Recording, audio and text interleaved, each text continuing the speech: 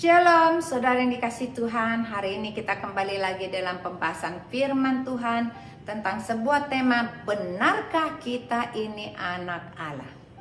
Apakah kita sudah yakin bahwa kita adalah anak? Bukan anak gampang, tapi benar-benar anak daripada Bapa kita di surga. Mari, sebelum kita membahas lebih lanjut lagi, mari saya ajak kita berdoa terlebih dahulu. Bapak, terima kasih untuk waktu yang Tuhan berikan. Ajar kami hari ini membahas tentang mengenal diri kami sendiri. Apakah kami benar-benar sudah menjadi anak Allah? Biarlah sifat-sifat semua apa yang Kau inginkan dalam diri kami bisa lakukan selama kami ada di muka bumi ini. Terima kasih supaya nama Tuhan dipermuliakan dalam hidup kami. Di dalam nama Yesus kami sudah mengucap syukur. Haleluya. Amin. Saudara yang dikasih Tuhan, menjadi anak Allah adalah hal yang luar biasa. Tuhan berkata bahwa Tuhan Yesus berkenan atas kehidupan kita. Dia menciptakan manusia segambar dan serupa untuk dibawa ke surga, bukan untuk dihancurkan masuk neraka. Oleh karena kasih-Nya begitu besar akan dunia ini, sehingga Tuhan menciptakan dan mengirimkan Tuhan Yesus untuk masuk ke dunia, dan barang siapa yang percaya kepadanya tidak bisa binasa, melainkan memperoleh hidup yang kekal. Dan mereka akan disebut anak-anak Allah yang maha tinggi. Mari kita lihat ayatnya. Yohanes 1 ayat 12 berkata gini, tetapi semua orang yang menerimanya, menerima Yesus maksudnya, diberinya kuasa supaya menjadi anak-anak Allah, yaitu mereka yang percaya dalam namanya. Roma 8 ayat 14, semua orang yang dipimpin Roh Allah adalah anak Allah. Berarti kehidupanmu dan kehidupanku harus dipimpin oleh Roh Allah. Yakinkah bahwa hidupmu sudah dipimpin oleh Roh Allah? Kita harus belajar satu persatu apa yang menjamin kehidupanmu dan kehidupanku, sampai kita bisa mengklaim bahwa kita adalah anak-anak Allah. Mari kita lanjut kepada hal yang pertama. 1. Ciri-ciri anak Allah. Yohanes 1 ayat 14. Firman itu telah menjadi manusia dan diam di antara kita, dan kita telah melihat kemuliaannya, yaitu kemuliaan yang diberikan kepadanya sebagai anak tunggal Bapa, penuh kasih karunia dan kebenaran.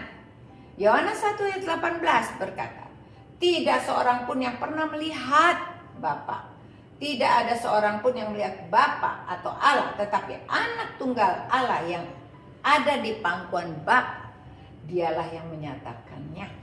Ciri-ciri anak Allah yaitu 1, hidupnya dalam kebenaran. Hanya dalam kebenaran engkau bisa melihat bahwa Tuhan Yesus hidup dalam kebenaran, tidak melakukan dosa.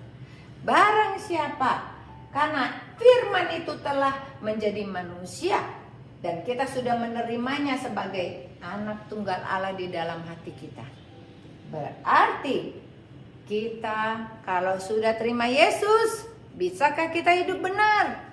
Seharusnya jawabannya bisa. Tetapi kalau sampai hari ini engkau tidak bisa berkata benar, engkau masih berdusta, engkau masih berbohong, engkau masih berbuat jahat, berarti belum ada kebenaran di dalam hatimu. Kita harus rubah ciri-ciri anak Allah. Kalau engkau mengklaim bahwa engkau adalah anak Allah, adalah engkau dipilih, dikasihinya, harus ada perubahan di dalam kehidupanmu. Hidupmu harus benar, pikiranmu benar, matamu benar, mulutmu benar, tanganmu benar, hatimu benar, kakimu benar, semuanya benar. Berarti kita melakukan apa yang Tuhan mau sesuai dengan hukum-hukumnya. Ini hal yang pertama, hidupmu adalah dalam kebenaran. Itulah ciri-ciri yang pertama. Ciri-ciri yang kedua, mengenal Bapa. Yohanes 10 ayat 16. Sama seperti Bapa mengenal aku dan aku mengenal Bapa, dan aku memberikan nyawaku bagi domba-dombaku. Yohanes 14 ayat 7 berkata, sekiranya kamu mengenal aku, pasti kamu juga mengenal Bapakku. Sekarang ini kamu telah mengenal Dia dan kamu telah melihat Dia. Yohanes 14 ayat 6. Kata Yesus kepadanya, "Akulah jalan, kebenaran dan hidup. Tidak ada seorang pun yang datang kepada Bapa kalau tidak melalui aku." Saudara yang dikasih Tuhan, berarti untuk kita mengenal Bapa, kita harus melalui Tuhan Yesus. Pada saat kita terima Yesus, kita dibaptis. Berarti Yesus ada di hati kita. Tuhan Yesus berkata, "Aku berdiri di depan pintu dan mengetuk. Barang siapa yang membukakan pintu hatinya, aku akan masuk, duduk makan bersama dengan dia pagi, siang, dan malam." Berarti Tuhan Yesus tidak akan meninggalkan engkau sendirian.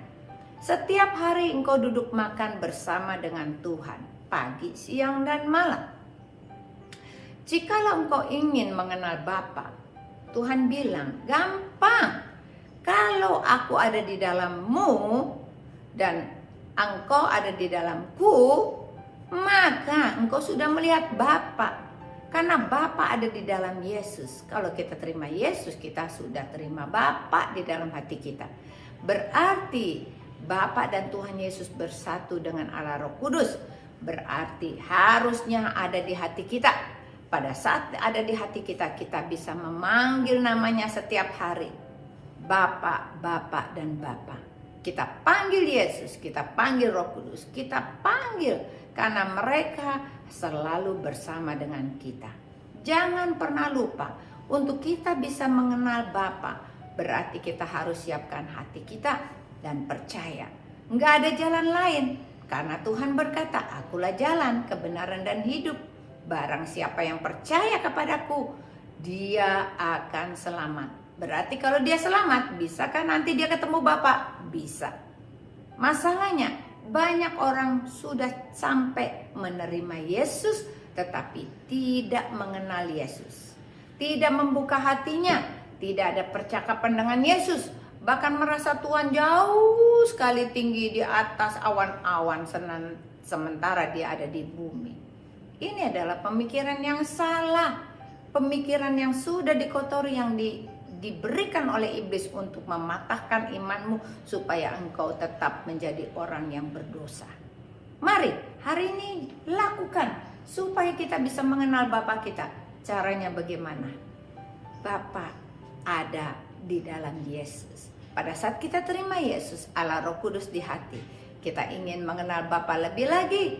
Caranya hanya dengan membaca Alkitab setiap hari. Berapa banyak waktu yang kau berikan untuk membaca, dan membaca. Kalau engkau memberikan effort yang banyak untuk mengenal Bapa, engkau akan bisa mengerti lebih banyak lagi betapa baiknya Tuhan di dalam kehidupanmu. Engkau akan menjadi orang yang baru, transformasi terjadi dalam hatimu. Tidak lagi melo, tidak lagi self pity, tidak lagi mengasihani diri sendiri, bahkan berkeluh kesah tentang nasibmu. Tapi Tuhan akan ubahkan engkau menjadi manusia yang mengenal Bapaknya. Adakah seorang anak yang minta sama bapaknya sesuatu, roti, tidak dikasih roti tapi dikasih batu? Bapak kita juga sama demikian. Kalau kita minta sesuatu, umur panjang, kesehatan, pemulihan keluarga, bahkan pemulihan keuangan ekonomi, kalau kita minta kepada Bapak kita, maka Bapak kita akan memberikan kepada kita. Tapi bagaimana mungkin Bapak bisa kenal kita kalau kita tidak ada di dalam rumahnya? Kita selalu keluyuran, pergi ke sono dan ke sini, nggak pernah datang sama Bapak kita. Mau minta sesuatu, Bapak bilang, "Aku tidak kenal engkau." Kalau kita ingin supaya doa kita didengar, supaya kita bisa merasakan mujizatnya terjadi dalam kehidupan kita, kita harus sering-sering datang dong sama Bapak. Kita minta sama Bapa atau kita mengucap syukur sama Bapa. Kita katakan terima kasih Tuhan untuk hari yang baru. Terima kasih untuk hari ini pemulihan yang Kau berikan buat anak-anakku. Mereka sudah sukses semua, bisa sekolah. Semuanya Tuhan cukupkan. Kalau kita melakukan hal-hal yang demikian setiap hari, mempunyai komunikasi dengan Bapa, kita hadir di hadapannya, kita duduk makan pagi, siang, dan malam, maka terjadilah sesuatu. Engkau pasti kenal Bapa dan Bapa kenal engkau. Apapun yang kau minta, Tuhan kasih. Tuhan sayang sama anak-anaknya. Nggak mungkin nggak dikasih. Karena Tuhan berkata begini, barang siapa yang mencari mendapat, barang siapa yang mengetok pintu dibukakan, barang siapa yang meminta, dia akan diberikan di dalam nama Yesus. Berarti ini adalah janji Tuhan yang harus kita pegang. Itu yaitu engkau harus mengenal Bapa. Ini yang paling penting. Dan yang terakhir, ketiga, rumah bagi anak-anak Allah. Ini janji. Kalau Bapa itu mempunyai kekayaan yang banyak sekali, dia mempunyai ahli waris, bukan? Nah, ahli warisnya itu diberikan kepada anaknya. Demikianlah Allah Bapa mempunyai ahli waris, yaitu kita, supaya dia mewariskan kerajaan surga bagimu dan bagiku. Mari kita harus mengaku dia Tuhan dan dia Bapa, dia memberikan ahli waris kepada kita. Jadilah kita harus mempunyai perilaku sebagai anak, bukan orang-orang upahan. Mari kita lihat ayatnya. Yohanes 14 ayat 1, 2, dan 3 berkata begini. Janganlah gelisah hatimu, percayalah kepada Allah, percayalah juga kepadaku. Di rumah Bapakku banyak tempat tinggal.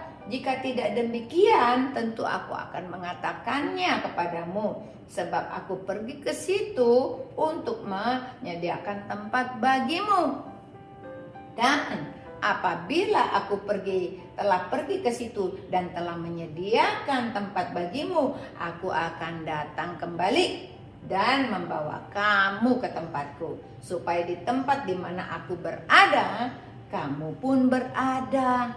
Berarti janji Tuhan yang luar biasa. Kalau kita adalah anak, Tuhan janji bahwa kita masuk ke dalam tempat yang sudah disediakan oleh Tuhan Yesus. Karena Tuhan berkata, aku akan datang kembali menyediakan tempat bagimu, dan aku akan membawa engkau di mana tempat aku berada, engkau pun berada. Bukankah kita orang-orang yang beruntung? Oleh karena itu kita harus selalu mengetes hati kita sampai di manakah posisi kita sebagai anak. Apakah kita masih di luar, menjadi anak-anak gampang, anak-anak yang liar, yang tidak bisa dikendalikan oleh Tuhan, atau kita sudah duduk manis di dalam rumah Bapa kita, berbicara setiap hari sama Bapa kita, bahkan kita yakin bahwa rumah di surga sudah disediakan buat kita. Satu hari kita akan dijemput kembali dan kita akan dibawa ke sana. Karena kita percaya, kita pegang Yesus ada di dalam hati kita. Karena dia berkata, akulah jalan, kebenaran, dan hidup.